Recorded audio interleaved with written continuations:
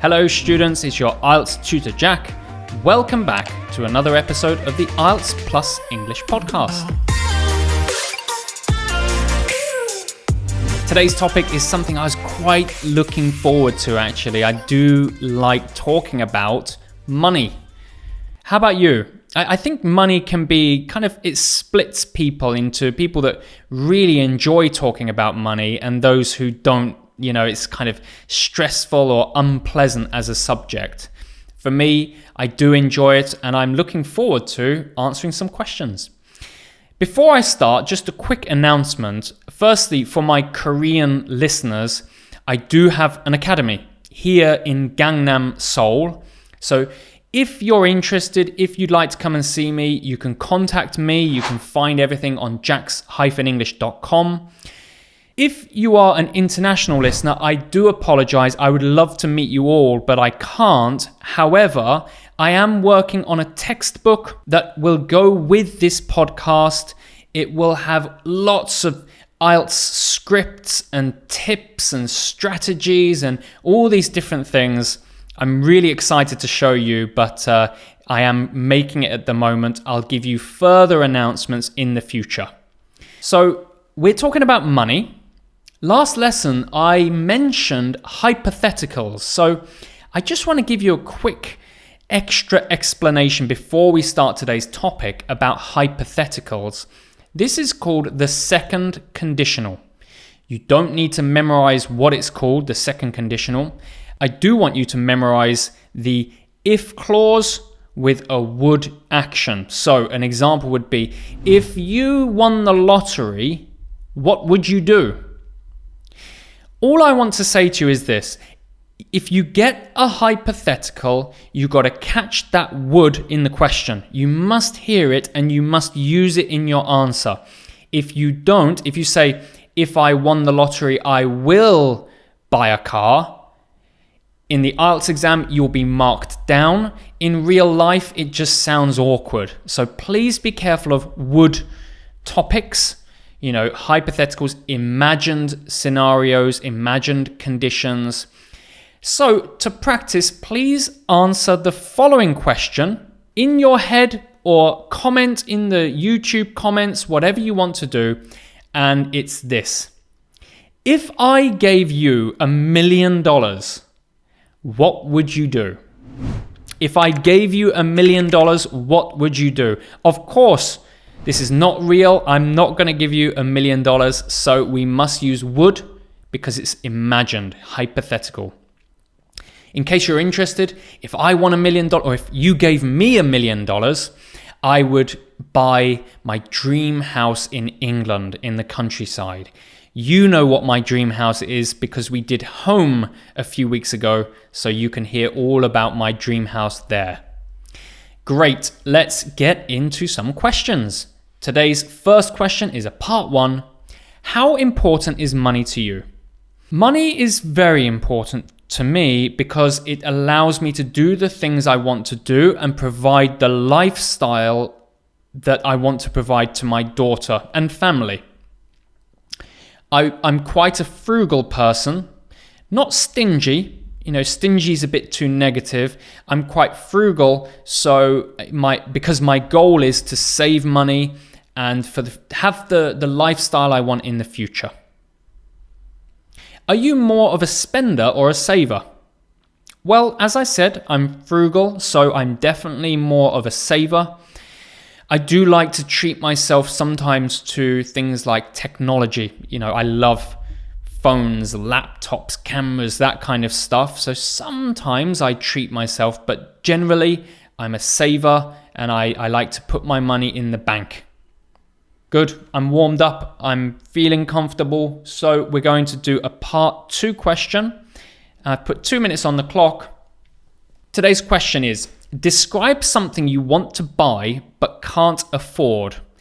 Okay, well, I'm going to adjust this. I want to buy my dream house, but I've talked about my dream house, so I'm going to change it today. So 2 minutes are on the clock, starting now. I'd like to tell you about a camper van.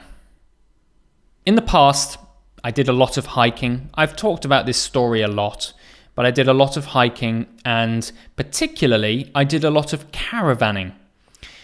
My family had a caravan. It was a caravan that you tow on the back of a car, and we would go to campsites and stay there.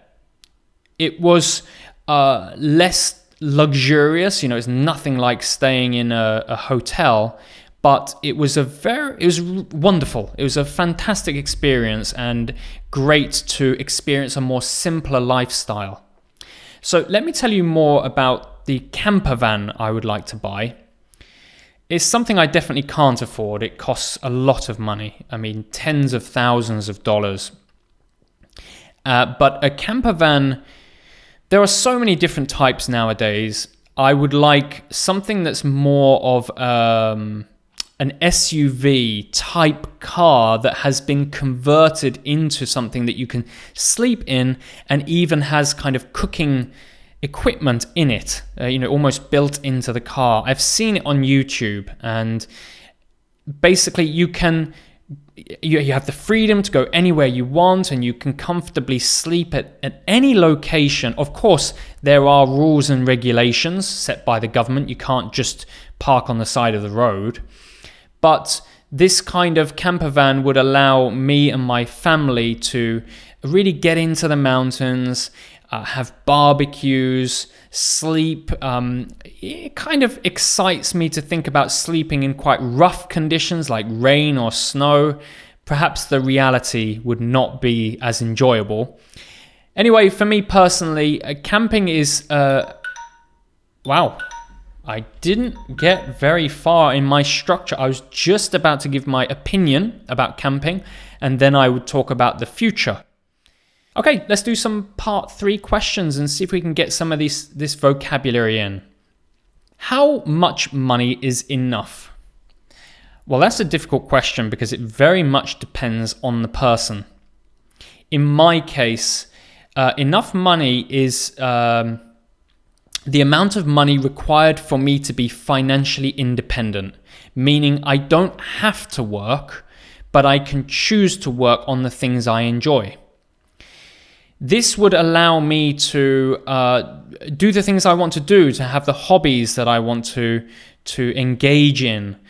I don't need to be well off. That's not something that's important to me. But yeah, for me, enough money it allows me not to work. Okay, well, we're doing well. We're getting through some of this vocabulary. Let's do another part 3. Do you think parents should give pocket money to kids? I think yes, parents should give pocket money to kids. Obviously, it depends on the financial situation. Are the parents able to give pocket money to their kids? That's the important thing firstly. But if they are able to, I think it's good to set up a system where the kid can gather the money and learn how to manage money. Learn how to save, and if they have a target in mind, some kind of toy, they can set aside money, collect it together, and learn how to save for something. I think that's a really important skill. In my case, when I was young, my parents did give me pocket money. It wasn't much compared to some people, but it was enough that it allowed me to learn how to save and buy the things I wanted to buy. So very valuable lesson, I think. Final question today. What problems does money cause in your society? Well, that's a very good question, and I will talk about Korea because maybe because I'm an adult now and I see issues caused by money. Most importantly, I see issues with competition. People seem to buy things to show off. They are buying things in order to maybe look richer, wealthier, to look more, higher in society. So they buy things like handbags, watches, expensive cars, sports cars, which for some people, it's fine. They have the money. But when it comes to problems, it's people who are buying things outside of their financial ability, outside of the amount of money they have. So the competition causes people to make extravagant purchases. Totally unnecessary. I see it around me among my friends, and I really try to avoid it. Excellent. Easy to talk about today again, and something, as I said, I really enjoy. You will have topics you enjoy, so I do hope you get those topics in the IELTS exam. That's everything I have for you today, and I hope you enjoyed today's episode. I really appreciate you all joining me on YouTube, on your podcast platform. As I always say, please leave me a like and subscribe, leave comments, be an active member of the IELTS Plus community because I love to have you. Have a great week this week, and I will see you next week for another topic, which will be music. Oh, okay, music, an interesting one. So have a nice week, study hard as always, and I'll see you soon. Bye-bye.